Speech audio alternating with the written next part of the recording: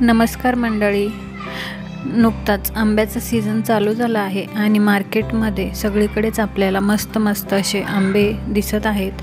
तर आज आपण मँगोपासून अतिशय मस्त थंडगार असा मँगो मिल्कशेक बनवणार आहोत। तर तुम्ही ही रेसिपी शेवटपर्यंत नक्की बघा, तुम्हाला ही रेसिपी नक्की आवडेल।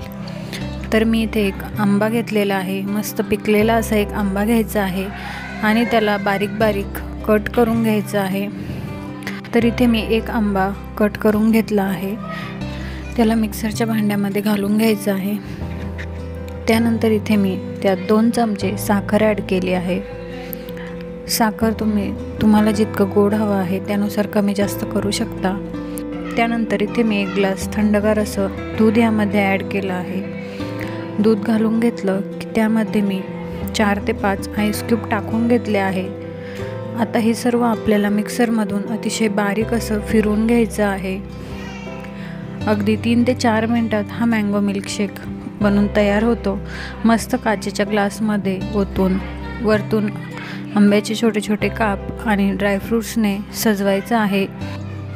अतिशय मस्त थंडगार आणि स्वादिष्ट असा मिल्कशेक इथे बनून तयार आहे। तेव्हा तुम्हाला हा मिल्कशेक कसा वाटला ते मला कमेंट करून कळवा। तुम्हाला हा व्हिडिओ आवडला असेल तर व्हिडिओला लाईक आणि चॅनलला सबस्क्राईब करायला अजिबात विसरू नका। धन्यवाद।